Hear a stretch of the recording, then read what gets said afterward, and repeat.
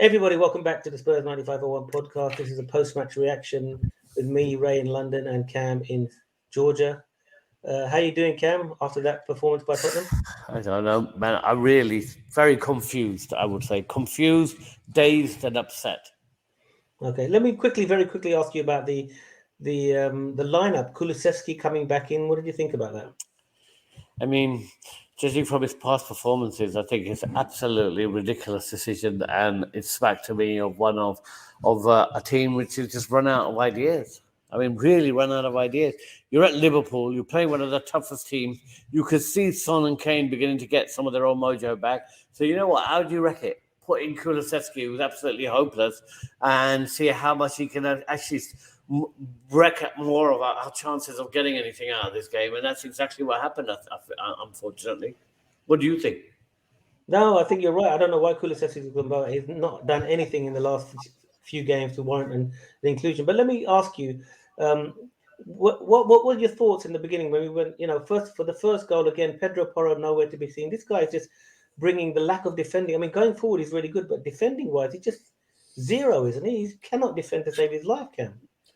I mean, I think, one of the things we've always said, Ray, all along, as you know, is that if a team's having a bad time, who do you want to play?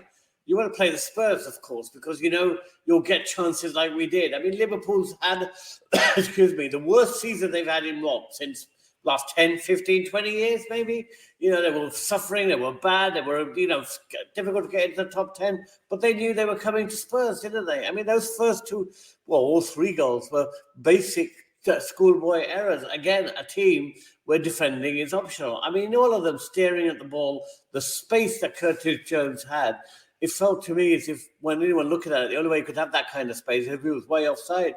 But he was way onside because they didn't even understand the basic tenets of defending in football. I've never seen anything like it. I don't believe that even Southampton, who are at the bottom of the table, or any team in the Championship would defend like that. I just don't believe it. That's what you get at Spurs now.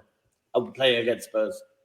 But what do you think about Pedro Porro's defending? I know you had some harsh things to say about him, but this is basic. He's a professional footballer, for God's sake. You know what? Surely you can keep an eye on the guy you're meant to be marking. Yes, but one thing I heard, Ray, and I'd like to hear your views on this too, is what they basically very clearly said, everybody says today, the first 35, 40 minutes of that game, you can't pick anybody and blame them because they were all equally hopeless. Every single player was equally hopeless, who don't care, just gave up, decided it was some blaming, looking around, blaming everyone else, absolutely disinterested. They were waiting for another 4 or 5 goals from Liverpool. Yeah, I mean, when we went 3-0 down in 15, 20 minutes, whatever it was, here we go again. Have some more. Come and have some more. Liverpool, which shows what weak team they are mentally, actually gave up. I felt after that. They just went right off. And then Spurs had no choice but to be stuck with the ball and move forward.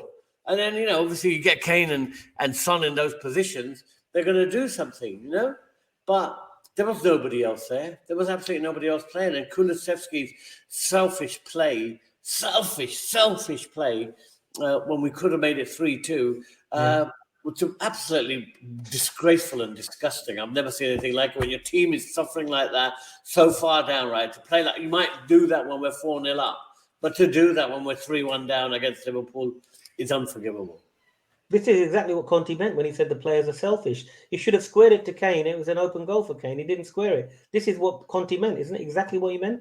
Exactly what he meant. And not just that. I mean, it was just absolutely. He wasn't playing in a team. None of them were playing as a team. We'll talk about the second half later, but nobody was playing as a team. That wasn't a team. That was just a bunch of selfish brats running around the field, being overpaid and abusing us fans. That's all it was. Yeah. So 3-0 down again, the second goal again, crossing, Romero didn't get to Diaz at the third goal. Definitely penalty, wasn't it, Kam? Well, I mean, you're at Liverpool, you're at Anfield, but there's even a slight chance of getting it, you're going to get it. I mean, so the refereeing decisions today were just disgraceful overall. Yeah, we'll talk about the refereeing decisions, but we were 3-0 down. And before we were 3-0 down, we could have had a chance to got a 3-1, wasn't it? Didn't we have another chance before Kane actually scored? Yes. Where Son got it kicked off the line by Van Dijk, I think, didn't he? Yes. I mean, look, I think on the balance of chances, we had more chances. We should have been, probably the game could have finished 6-4, if Kulusevski, if Son hadn't hit the post a couple of times, I think we hit the uprights at least twice.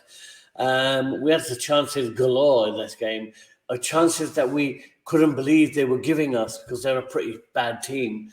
And we had handed them the game already. And there we are thinking, why are we getting all these chances? That's what it felt like to me. It didn't feel like a team that believed that they could score. Because Kane was straight through, as you said earlier on. And he looked like any other time. Kane would have just slotted that in the net. And he slid it across, a poor pass to Son, who just missed it by a couple of inches. But normally you'd expect Kane to take that in his stride, wouldn't you? But the thing is, you're absolutely right. It takes us to go 3-0 down when we've got nothing to lose. And then we just play with abandon that we can score and all that. We have to go 3-0 down before we can do anything. This is so ridiculous, isn't it, Kam? It's so ridiculous. And it's even more ridiculous when we suddenly realised we've actually got it back to 3-3. So we have to then give them a goal on a plate. Playing someone like Luca Moura, who's not played for us for nearly every year. But last time he did, he got a red card, got sent off, lost us those points. Today he's lost us another point. And why bring him on? What is he going to add, for God's sake? Why bring him on? Someone who's totally out of form, totally disinterested, totally doesn't want to play for the club. That's why they brought him on. Isn't that typical Spurs? Isn't that the kind of players that will come on? Once he says, I don't want to be here, all I want is my money, I'm not signing a new contract, I don't want to play for you. Yeah, put him in the first 11, you fit right in. That's what it felt like. I mean, but you have to eat a bit of humble pie for Richarlison. When he came on, he mixed it up a bit, he got the goal. Come on, and then he should have had a penalty when Konate pulled it back. Don't you agree? That was a penalty. The ball came across, Konate pulled him back. That's a definite penalty. Never get that at... No, but that's not the question I'm asking you. Was that a penalty or was that not a penalty? 50-50. Okay, what about the Jota boot into Skip? That's 100% a penalty. That was a red card, you mean? I mean, a red card penalty. That's not a red card. Then that's a red card. Get a red card again, should they? Why? What do you have to do for the red card? Actually, slit their throats? Yeah. I mean he's got 6 studs on his face. I mean, what do they want to do? A broken leg? I mean, players have broken legs or not. I mean, what can you say? I mean, it's the most disgraceful. They're not called Liverpool for nothing, Liverpool. Now the thing is, a Liverpool fan said to me that his intent wasn't to do that. I said intent doesn't come into it. If you raise your boot and you kick somebody in the head, it's a red card. Why was that not given a red card, Kam? Because again, I mean, they had so many decisions go in their favour. I mean, even like you said, there was a couple of VAR decisions. Why did VAR not pick this up? Yeah. What is going on here? Why did they not even look at the Konate incident with Richarlison? Why did they not even look at it? So first, before we carry on, I know in a previous video you said Richarlison is the worst signing of all time, blah blah blah blah blah. But you've got to give him some kudos for getting that header in, because this guy was sticking his boot up there. What's his name? Nunez, and he put his head in there and he got the equaliser. So are you going to eat a bit of humble pie for that or not? That was a pretty scrappy goal, wasn't it? Don't care. It went in, didn't it? It went in. And yeah, definitely. I mean, I'll be honest with you. I did say maybe today's the day. I mean, how long can a guy go on all season with a number 9 on the back of his shirt without ever scoring for Spurs? It's got to happen at some stage. And I was really hoping today it would happen. And I'm really happy that it has happened. So yeah, definitely. I'll eat whatever. I mean, I don't want the team to lose. I don't want us to be destroyed like we have been. I don't want us to concede, what is it now, 11... Or how many? What was it? 5, 6, 1, 4 here. 12 goals in the last 3 games. 3 games. 12 goals in 3 games, man. I mean, that is embarrassing, isn't it? Yeah, I don't want that to happen, but it is. And well, at least the silver. There's a couple of silver linings I know you're going to talk about, but go on then. Disgraceful. I think from Tottenham, this was disgraceful because to come back at 3-3 and lose it within 30 seconds or a minute. That is the epitome of Spursy, isn't it? That is the epitome of Spursy. 3-0 down, get it back to 3-3, and some jerk from Brazil gives a ball. It's a good layoff for Jota, actually. Does he get an assist for Jota on that? Yes, an assist. A Liverpool player couldn't have played it better than Lucas. No, nobody could have played it better. What the hell was thinking in his mind? Just boot it out of bloody hell, for God's sake. You know what it is? It is typical of the team that doesn't ever, just what they do to us, which is get our hopes up, make us suddenly start to believe for a few minutes, and then destroy you once again. So destroying you to 3-0 in 15 minutes wasn't enough. That wasn't enough to make Spurs fans feel absolutely dejected and disgusted with themselves. They go on, bring it up to 3-3, and suddenly you think, you know what, maybe things aren't as bad, but just to then knock you back down again because the first time wasn't enough. That is how we feel as a Spurs fan. Is that it's not even an option of you feeling better. They just want the team would find ways to take away your soul and your will for living by it's unbelievable. I've never seen anything like it. Well, Daniel Levy was in the crowd actually, and he should be going, should be leaving, resigning. He's not doing it, Cam. You gave a passionate plea for Levy to go, but he's still there. I mean, can you give another passionate plea? It's all about the money. He's not going to go anywhere? No, he's going nowhere, is he? I mean, now that we got to 3-3, he would have been under pressure if we'd lost 9-0, let's face it.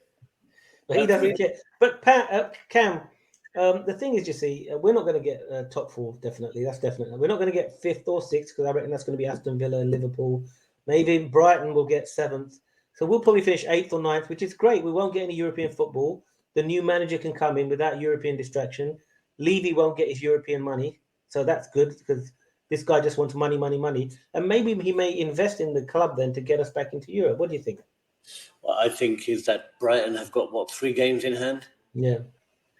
Villa are the same games as us. Liverpool have got a game in hand, so they've definitely got fifth. We're out of that. In terms of sixth, Brighton will take sixth. Liverpool, knowing our luck, we're going to lose to Villa, aren't we? We're going to lose away to Villa.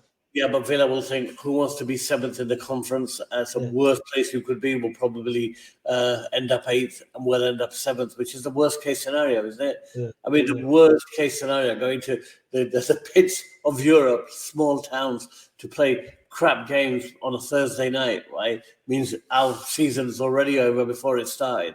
And this is where we're going as Spurs. I mean, it's the worst case scenario for Tottenham is seventh place, in my view. Yeah, I prefer if we get eighth, actually. I don't want any European football. Who wants to play Thursday, Sunday anyway? Exactly. So what about, there's been a lot of talk about Ryan Mason should get the job permanently, shown fight and everything. What do you think about Ryan Mason being given the job? Because we may not get somebody else to come, Nagelsmann sees all this rubbish. He said, I don't want past that. Poch is going to Chelsea. Enrique is not coming. Maybe the only game in town is going to be Ryan Mason. Cam, what do you think? Yeah, of course. Why not? I mean, he got us to, what was it, 7th last time? Yeah, he did a great job. May help us lose the final, got us to 7th. This year might even repeat that and get us to 7th. And that's basically where we're at. That's who Spurs but are. Isn't this the type of guy that Daniel Levy deserves, though? He deserves this type of manager. Yeah. And if you're not going to spend any money and you just want to get, Europe, then, this is the guy. Maybe get 6th, 7th, or 8th for you, or 7th to get you into the Europa League or whatever. Yeah, or I mean, mid-table mediocrity. Then let's keep Ryan Mason, keep him going, keep Dyer at the back. That will guarantee. Oh yeah, I want you to. I've had your rants on the Charlison and Porro. I want you to do a rant now about Eric Dyer. Tell me, this is the worst centre back in the Premier League. I honestly think so. You think he's one of the worst centre backs I've ever seen? I have to agree with you. I mean, if you've seen a deterioration in a player, in a lack of concentration, a lack of ability to actually move and understand play, actually position himself, he hasn't got any pace. He's used to have some technical ability that he could use, but it's all about mental strength. It's like he's switched off. He's already in the pub. He's sitting out there staring at a ghost of himself. I've seen this is not defending. He's not defending. He's watching. It's like he's in the crowd. Yeah, it's not even on the field. He's not in the crowd. Every move that he made is a split second, a second too late, and it's out of positioning and out of play. Wrong side of the player. Never knows where he's going, and it's baby stuff. And anyone who watches this will see that even the worst defender in the Championship or the Premier League is better than Dyer. And that's exactly, he now epitomizes exactly what is Tottenham Hotspur.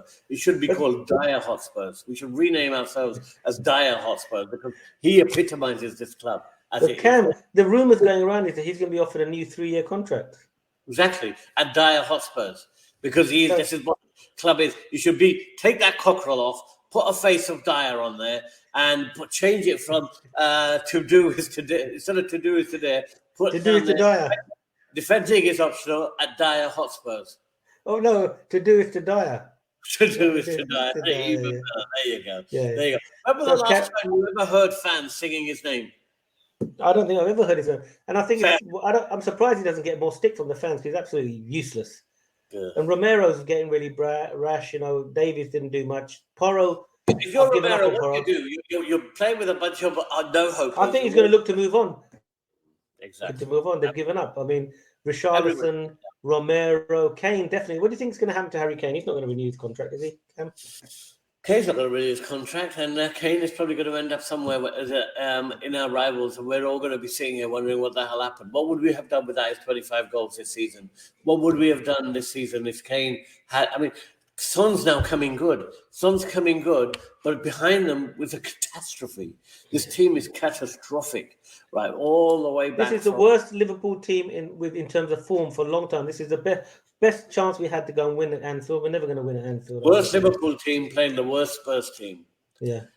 And, what we are very good at is proving to Liverpool one thing: however low and however bad you get, we can beat you at that game. Yeah. We can be worse, and that's what we proved today.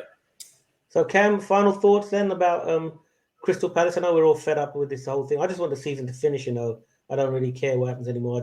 I don't even think they're going to get a decent manager to come in now. What do you think? I said to you when we were looking at this week of games, I said to you of the 10 points, the 9 points available, we'll be lucky to get one. We were lucky to get one. And I think that we would get such a drubbing when we scored 5 goals and conceded 12. Well, I couldn't have even imagined it would be that, end up 12-5. But I couldn't see that we were winning. Right now, I don't see us beating Villa away.